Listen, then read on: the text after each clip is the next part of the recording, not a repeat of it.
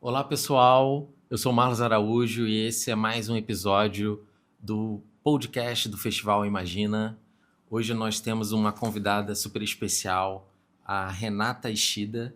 A Renata é gerente pedagógica de conteúdo do LIVE, um programa socioemocional do Grupo Salto Educação, e ela é psicóloga clínica, mestra em psicologia social pela PUC de São Paulo, especialista em infância e adolescência, atuou por 10 anos na saúde pública, mas foi na educação que encontrou a maior potência do seu trabalho, especialmente no que diz respeito à transformação, à possibilidade de produzir o que entende como saúde.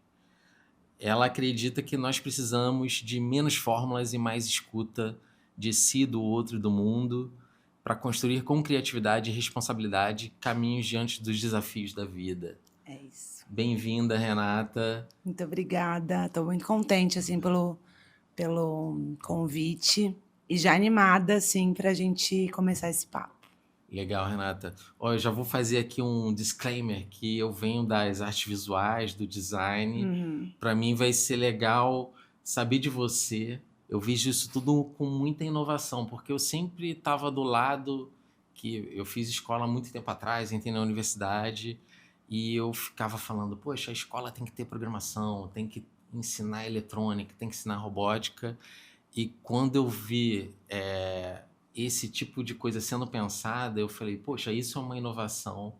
Eu estou meio defasado, desatualizado do que a educação está sendo feita hoje, pensada hoje. E eu gostaria de que você explicasse assim, o que é o seu trabalho no LIVE, o que é o LIVE, né? Bom, acho que quem aí está nas escolas do Grupo Salta deve conhecer bastante uma aula de LIVE. Você está falando de inovação, mas, na verdade, o LIVE ele volta a valorizar aquilo que sempre foi do homem, né? Sempre foi do ser humano, que são as emoções. Então, a gente dá valor, espaço e tempo para que isso tudo seja visto com cuidado, seja escutado, seja reconhecido, seja trabalhado. E isso vai fazer parte de tudo na nossa vida. A gente só consegue conhecer o mundo através do que a gente sente, né? Tanto as sensações corporais quanto as sensações emocionais, mas a gente só conhece o mundo e a gente mesmo pelo que a gente sente. Então, a gente só consegue aprender também através do que a gente sente. Então, é uma inovação, mas não é, porque a gente vai valorizar aquilo que a gente sempre foi. É mais um resgate de trazer isso para o ambiente educacional, para a escola. Exato. E assim, pelo que a gente vê as notícias, os indicadores, né, que tá muito difícil ser jovem hoje. Todo mundo ali Algum dia já foi fácil ser jovem, não sei, né? Mas a gente teve uma conversa aqui com a Paula Martini e ela trouxe dados de como os jovens estão mais tristes hoje. E aí tem várias situações também que às vezes aparecem no noticiário de jornal, conflito entre os estudantes e os professores, o bullying. Como que estratégias a gente tem para pensar essa realidade em que a tecnologia está moldando as pessoas e às vezes até os pais não têm controle, né, do que os jovens estão acessando e como isso muda também o comportamento na escola? Acho que essa é a pergunta de milhões, né? Não dá para a gente colocar a tecnologia, principalmente, eu estou falando aqui deve ter família, deve ter educadores, mas também com os jovens. Não dá para eu chegar aqui e falar que a tecnologia é uma grande vilã, né? Porque é através dela também que a gente está se conectando, conhecendo o mundo, dialogando com outras pessoas. Mas a questão é, a gente está usando a tecnologia como meio ou como fim? Né? Eu tenho interesse em alguma coisa e aí eu uso a tecnologia para aprender. Então, por exemplo, eu quero entender como os planetas giram em torno do Sol. E eu vou lá na internet e procuro isso para entender, para visualizar, para ter essa imagem. Mas o que está acontecendo hoje é que a tecnologia ela é o fim em si. Eu fico scrollando vídeo após vídeo sem propósito nenhum. E isso vai tomando o tempo da minha vida.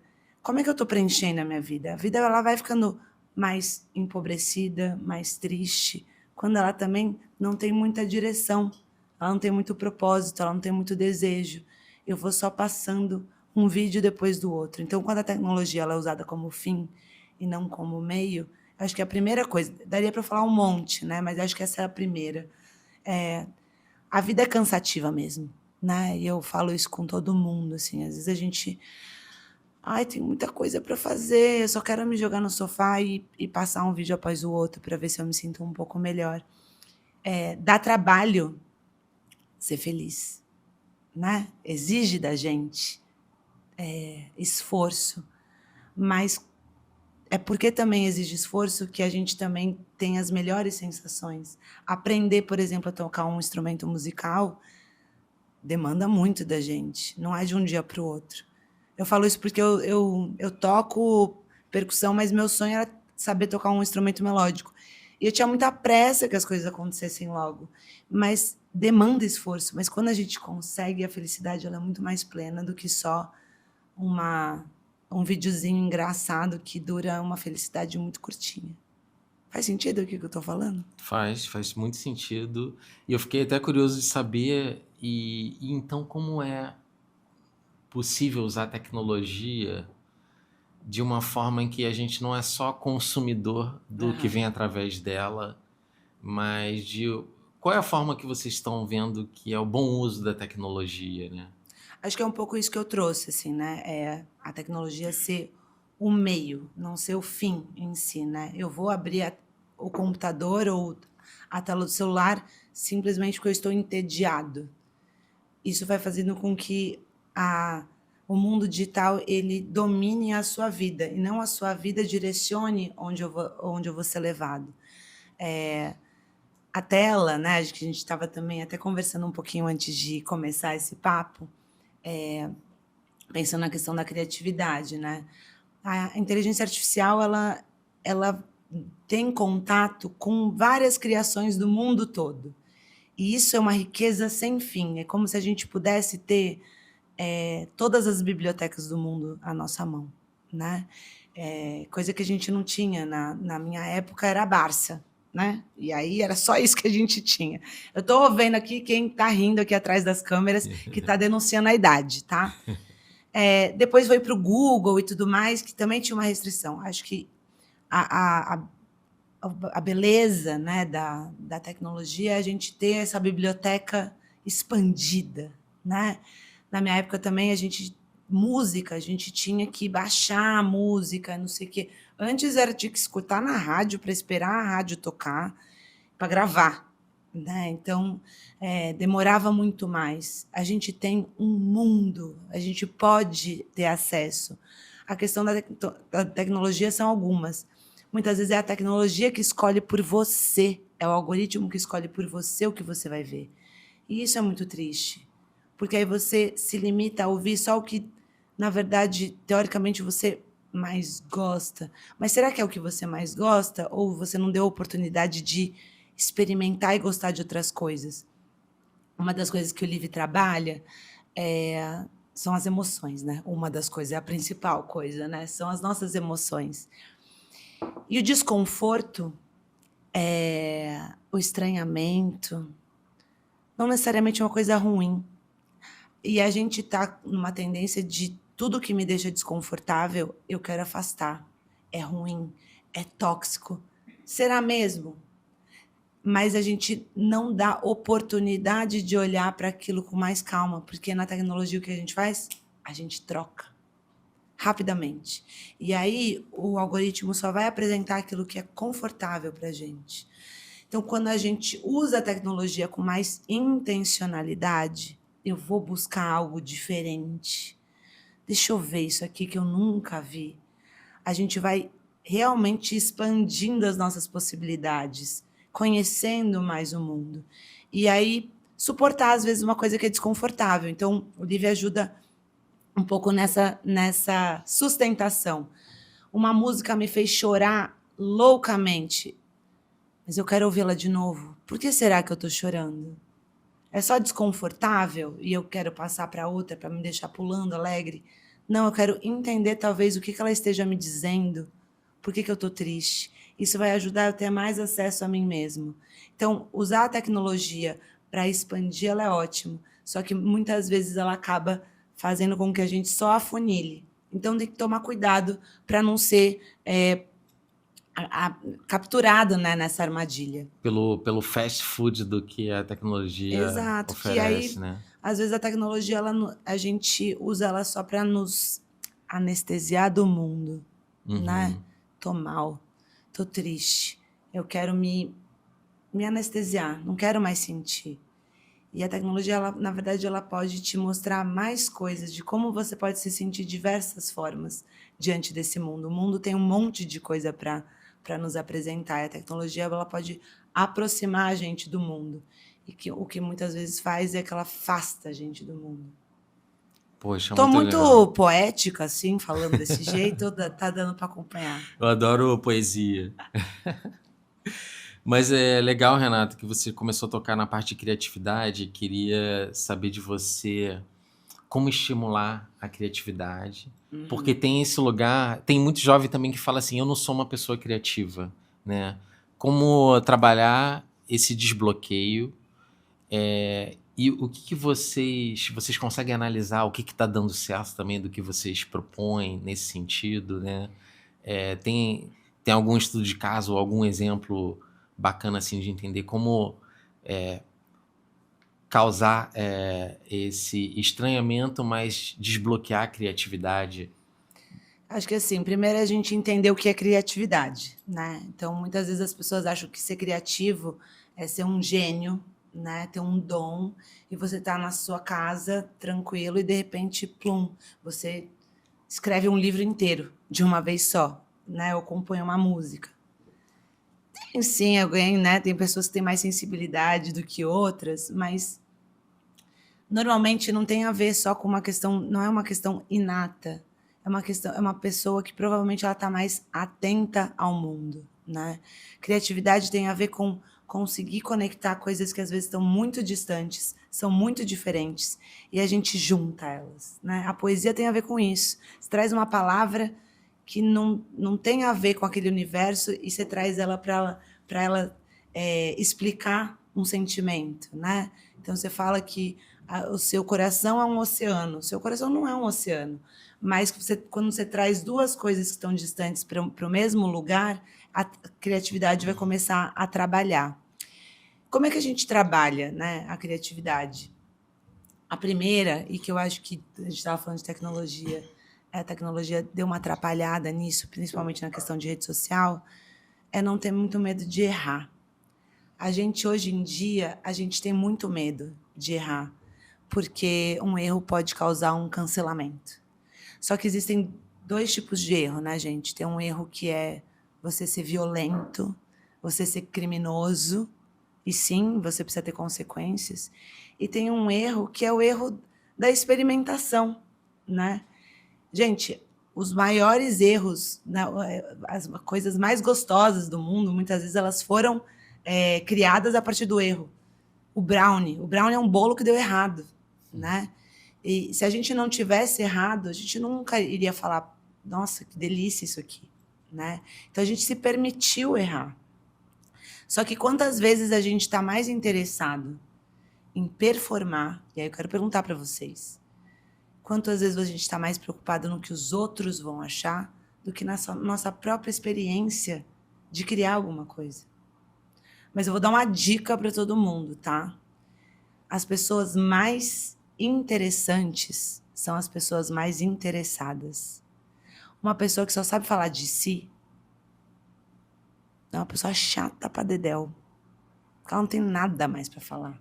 Agora, uma pessoa que é interessada no mundo, que sabe te contar uma coisa que você nunca soube, essa pessoa é muito interessante, você quer falar com ela.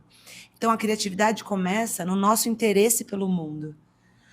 E como é que a gente pode se debruçar nesse mundo? É ver esse mundo de diversos lados. Então, o que também a tecnologia pode nos ajudar ou nos atrapalhar. Porque o que acontece? A gente vai scrollando e a gente vai mudando de assunto. O que a gente pode fazer é pegar o mesmo assunto e se aprofundar nele, ver diversos lados dele, né? Então, isso ajuda na criatividade. Acho que outra coisa da criatividade é esse repertório que eu falei, né? Juntar coisas muito diferentes. Ter interesse sobre coisas diversas, né? O algoritmo às vezes pode nos prejudicar nisso. Vai experimentar coisas, vai descobrir coisas, ler, ouvir coisas de mundos diferentes, faz com que a gente tenha um repertório ampliado.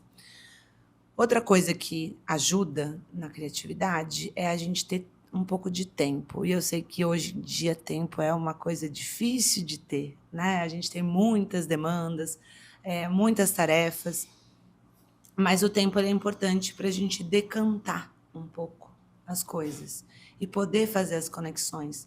O Steve Jobs, para quem não sabe, né? Ele é o CEO da Apple. Ele tinha longas caminhadas, né? Porque é nesse momento que as conexões iam sendo feitas, ia dando tempo para as coisas começarem a fazer. A gente tem, às vezes, uma urgência de responder logo, né? Então, a gente acorda, todo mundo já fez o morango do amor, eu tenho que fazer o morango do amor. Gente, se a gente esperasse um pouquinho, a gente podia entregar uma coisa um pouquinho mais criativa do que fazer de novo o mesmo morango do amor que todo mundo já fez, né? Espera, que uma ideia vai vir. Você não precisa responder a todas as coisas imediatamente. E eu acho que um outro ponto que ajuda muito na criatividade, e o que o Live trabalha muito, é a gente não ser só espectador das coisas, é a gente experimentar, é a gente usar o nosso corpo. A nossa criatividade, quando a gente se limita a ser só um observador, ela também fica muito restrita. Nosso cérebro se expande quando a gente experimenta com o corpo inteiro, porque a gente faz outras conexões. Então, quem fundou o Airbnb, os fundadores, surgiu de uma experiência deles, de todo mundo dormir na mesma casa, botando vários colchões, porque não tinha onde dormir. Então, é pela experiência corporal, experiência de vida, que as ideias também vão surgindo. A gente olhar com atenção a experiência que a gente tem é fundamental. E, por último, a gente conversar com pessoas diferentes da gente. Converse, se interesse por pessoas que, às vezes, não têm a mesma opinião. E, às vezes, a gente fica muito querendo defender a nossa ideia, mas pensa que a ideia do outro pode revelar algo que a gente nunca tinha pensado. Então, só algumas dicas aqui. Pô, muito legal, Renata. E aí eu fiquei curioso também, né? Porque, assim, quando você pensa no mercado de trabalho, hoje se discute muito os hard skills, né? Você saber o seu trabalho em si, o que tem que ser, e o soft skill. Uhum. E aí como que isso conecta também com jovens que ainda estão almejando, assim, entrar no mercado de trabalho ou entrar na universidade, e a importância de se trabalhar as emoções, esses soft skills, porque o mercado está pedindo isso também, né? Essas habilidades comunicacionais, de relações entre as pessoas, né? Bom, para quem não sabe, soft skills tem a ver com essas habilidades socioemocionais, né? Criatividade, saber trabalhar em equipe, ter empatia, né? Ter autoconhecimento. Isso vai ser importante para a vida toda, né? Não só para o mercado de trabalho. Vai ser importante para a gente aprender melhor. Eu falo muito sobre isso quando trabalho com os alunos e eles falam: mas eu preciso saber fazer uma boa redação. Uma boa redação depende de como a gente tem um pensamento crítico diante de uma informação que chega até a gente. E saber fazer essa conexão diferente e mostrar de uma maneira diferente num texto, por exemplo, né? Então, acho que o desempenho na universidade também vai depender de como a gente interage um com os outros, né? Acho que a nossa experiência com o mundo, ela tem muito a ver com essas habilidades. Eu acho que a gente fica muito preocupado com o nosso futuro, e com razão, né? Mas ele só vai ser construído com um bom presente. E como é que você está vivendo esse presente? né? Às vezes a gente fica tão preocupado com esse futuro que a gente fica preocupado de novo só com a nossa performance. E a gente está, antes de entregar o que a gente gostaria, a gente está entregando o que a gente acha que o outro gostaria que a gente fizesse. Olha um pouco para si, né? E olha um pouco para o mundo, né?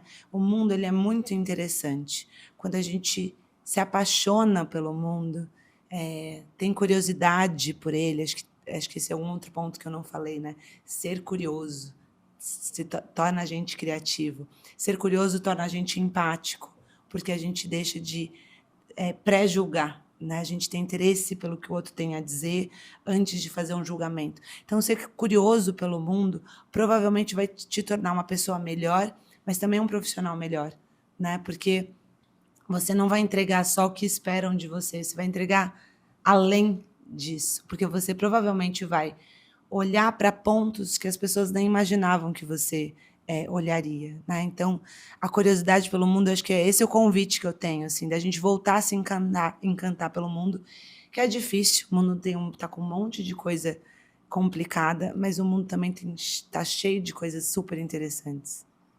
Poxa, legal. Renata, aí eu fico pensando assim, você lida com educadores o tempo todo, Aham. e aqui a gente está falando também para educadores. Como que, pensando agora neles, que estratégias, ferramentas, ou eles também precisam estudar, ser criativos, se atualizar para poder também dar essa força de estimular a curiosidade, a criatividade dos alunos, né? Sim. O que você falaria para esses educadores, né, da busca deles para poder transformar ou começar a trazer isso para as aulas? Porque eu vejo que a escola sempre foi muito conteudista, Uhum. né? Mas a gente precisa lidar hoje com atualizar isso para o mundo de hoje, né? E trazer um algo mais, né? Como que você vê isso? Bom, o que eu diria para os educadores, primeiro, força. Porque é uma categoria profissional que é muito desvalorizada. Meu pai, ele... eu vou me emocionar. Eu perdi meu pai faz pouco tempo, foi no Natal, mas ele é filho de japonês, né? E ele sempre fala... E meu pai era professor também. E meu pai sempre falava uma coisa bonita da cultura japonesa, que é a seguinte: a única categoria profissional no Japão diante da qual o imperador nunca se abaixava era o professor. Todo mundo... o imperador nunca se abaixava, não. O professor era a única categoria profissional que não precisava se curvar diante do imperador. O imperador se curvava diante do professor. A única categoria profissional. E a gente não tem isso, né? Eu acho que tem... falta essa valorização. Por que eu digo isso, né? Porque o professor ele está acumulando muitas tarefas. Então, assim, você que é aluno, dá um abraço no seu professor, tá? O professor acumula muitos deveres, muitas tarefas. E essa coisa que eu falo do encantamento com o mundo também acaba se perdendo, né? O professor, acho que a coisa mais importante que ele tem para trazer para o aluno é justamente o olhar dele apaixonado por aquilo que ele estudou, né? Então, um professor de matemática, coitado, é o que mais sofre. Como é que eu vou fazer meus alunos se apaixonarem por números, né? Que eu não estou entendendo nada. É ele poder trazer esse olhar encantado, né? E fazer com que esses alunos entrem nessa viagem com ele.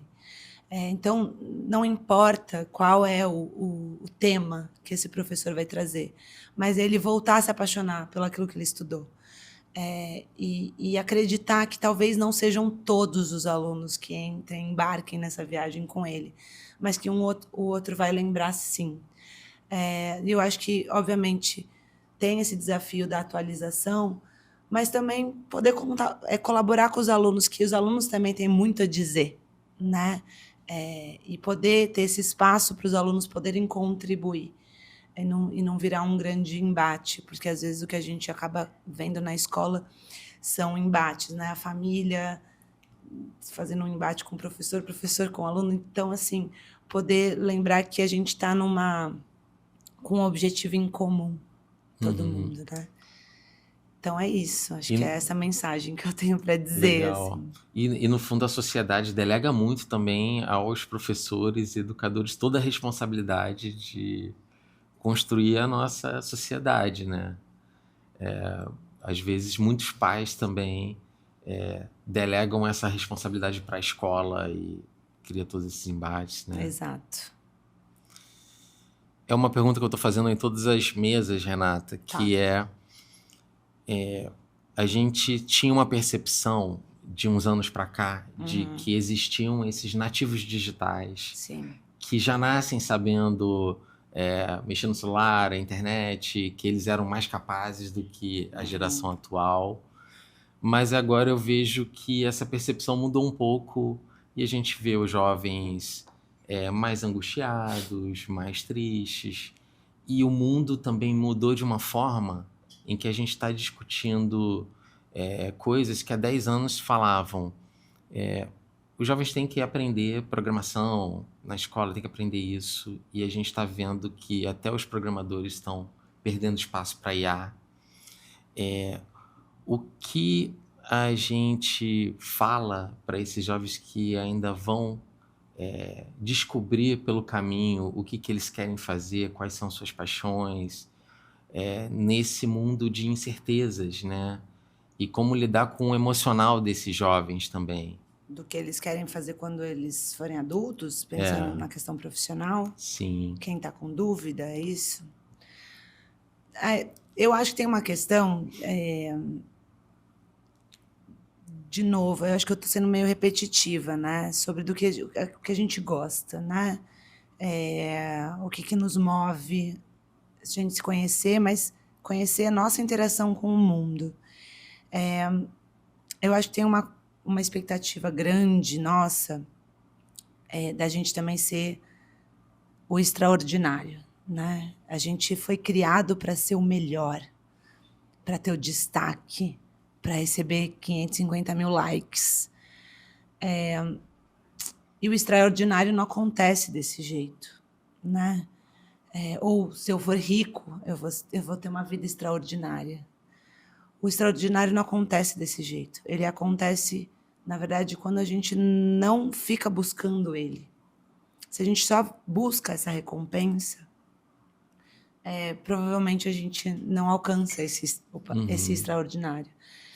Então, como eu falei, né, as pessoas mais interessantes são as pessoas mais interessadas.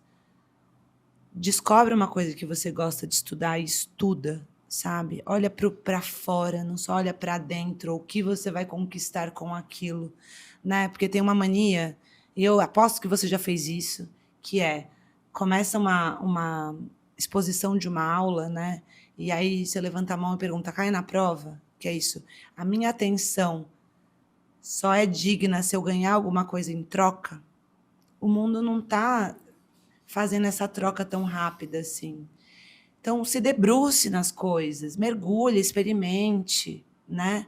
Estude. O mundo também ele está muito assim, não só a escola hoje, né? Mas a avaliação, a nota que você Exato. tem. E às vezes a gente quer ter uma boa avaliação, mas não é isso que vai ser só o que vai nos definir. Se eu pudesse olhar para mim mais nova e pudesse falar comigo, que eu queria não ter pressa, não ter pressa das coisas. Talvez você não ganhe o melhor salário logo no começo, né? O melhor estágio. Se eu tivesse persistido, que eu falei do instrumento musical, porque eu realmente não vou pegar um instrumento musical e sair tocando, né? Se eu tivesse persistido, talvez eu hoje tocasse o que eu gostaria de tocar. Então, alguns processos, eles vão exigir mais esforço. É chato, é doloroso, é sofrido, mas vale a pena no final. Então, assim, às vezes essa pressa nossa de já mal começou um negócio, já querer ser o melhor naquilo, já querer ter o melhor desempenho. Criei meu canal no YouTube, eu já quero ter 500 mil seguidores. Você não vai ser, e tudo bem. Aproveita o caminho, e vai se tornando uma pessoa cada vez mais interessante, melhor. Eu sou formada em psicologia, trabalhei 10 anos na saúde pública. E depois de 10 anos eu fui mudar de carreira. Eu fui trabalhar com educação. E aí tem a ver com a criatividade, porque eu percebi que saúde não tinha a ver só com trabalhar com doença, porque eu não aguentava mais trabalhar com doença. Saúde tem a ver com, para mim, tem a ver com educação, que é transformação, é potência, é mudança de vida, é olhar para o futuro. Para mim, isso é saúde. E eu fui trabalhar com educação, então, assim, a vida vai te dar tempo para você também jogar com tudo isso, assim. Então, aproveite, veja o que faz sentido para você, o que vai alimentando a tua alma, e não só o quantos louros você vai receber, sabe? A vida depois vai ser medida por aí, né? E não quantos likes você receber quando você faz alguma coisa na vida. É um pouco Poxa, por muito aí. legal que a gente teve um papo aqui também com o Batman Zavarese, e ele, que é um super artista, com shows e tudo que ele faz, e uma diversidade, e ele fala exatamente isso do processo, a importância do processo, a importância de poder errar. Aham. E até no bate-papo com ele eu falei assim, Batman, talvez a questão do erro é o que conecta todo o seu trabalho, você ter essa liberdade de se colocar nos desafios, né? E então vocês podem aproveitar aí esse bate-papo também que a gente teve com o Batman, que eu acho que se conecta muito com o que você falou. E o lance do erro, assim, ou que e que a gente aprenda com ele, né? Que normalmente a gente fica tão constrangido de errar, com medo dessa avaliação do outro, porque eu tenho que ser sempre o bom, sempre o melhor, que eu fico ou justificando o erro ou disfarçando o erro. Então, poder reconhecer ele para aprender com ele, ou que ele às vezes pode me levar a um lugar mais legal, ou para eu realmente aprender qual que é o caminho que eu deveria seguir. Então, olhar com honestidade, sabe? Não ter medo de ser vulnerável. Eu acho que é difícil, às vezes, a gente mostrar a nossa fragilidade para o outro. Mas é aí que moram as coisas mais interessantes também, mais sensíveis, mais bonitas. Então, também se cerque de pessoas que você confia, né? Para que você também possa exercitar essa possibilidade de se mostrar mais vulnerável. É aí que a gente torna os laços mais seguros. Quando a gente só cria intimidade quando a gente pode ser um pouco mais verdadeiro um com o outro e verdadeiro com a gente mesmo. É isso. Que legal, Renata. A gente está encaminhando aqui para o nosso final. Perfeito. Você tem alguma consideração final assim sobre você se permitir experimentar mais, né? Seja você um jovem, um estudante ou um educador, tem algum dever de casa que a gente pode fazer para estimular a nossa criatividade e abraçar esses erros e se desafiar e ao mesmo tempo se tornar mais feliz, uma pessoa mais motivada? Essa coisa de experimentar, gente, eu fiquei pensando nisso, dessa coisa da performance, né? Gente, não se leve tanto a sério, né? A gente não é tão importante assim, sabe? Ninguém vai lembrar. Quanto tempo a gente gasta tentando responder mentalmente um elogio e tempo a gente gasta tentando responder uma crítica, né? A gente passa o banho inteiro assim, deveria ter respondido aquilo, né? No hate, não sei o quê. Não se leve tanto a sério nesse sentido. Eu não quero ser leviana, tá? A gente é muito responsável pelas coisas que a gente faz, sim. E as coisas que a gente faz têm consequências. Mas tem outras coisas que não deveriam ser, né? Que elas vão... E aí a gente se priva de se divertir também, né? De ver o mundo. Então vai ter o festival... Já pode falar no festival? Claro, né? Vai ter o claro. festival, vai ter várias coisas para experimentar. Então, experimente, se divirta também. Encontre o outro para se divirta com você mesmo, né? Então, a gente não se levar tão a sério que tudo que eu faço tem que ser o melhor para arrecadar louros. A gente tem que fazer o melhor para o mundo ser melhor, não para a gente ser melhor que o outro. Eu acho que essa é uma lógica importante. Então, se divirta, né? E pode estar na tela, Explore. mas também vá brincar, sabe? Usar o corpo para conhecer o mundo, porque isso é um presente, né? A nossa vida é um presente também. Que legal, Renata. Muito obrigado. Obrigada a você. Obrigado pelas palavras, pelo convite que a Renata já começou aqui. Venham participar do Festival Imagina, assistir aos podcasts e venha também lá para o dia 30 de maio, no Parque Madureira. Vai ser um evento que vai conectar arte, cultura, educação, esporte. Eu acho que essas palavras da Renata, né, de vamos explorar as possibilidades, encontrar as nossas paixões, se permitir. Eu acho que esse é o segredo da gente ter uma vida mais bacana, uma carreira mais bacana, uma trajetória de vida legal e com um coletivo, né, Renata? Fazer minha publi também, que eu tenho. A gente também tem o nosso podcast do Live, que é o Sinto Que Lá Vem História. E a gente também conversa muito sobre esses temas que a gente trouxe aqui hoje. E agradecer demais o convite. E espero que tenha feito sentido para vocês e tenha tocado em algum ponto aí que talvez estivesse adormecido. Obrigado, Renata. Um agradecimento também ao Grupo Salto Educação. E a gente se vê aqui no Festival Imagina, festivalimagina.com.br. Fiquem ligados aí na programação e coloquem aí na agenda dia 30 de maio.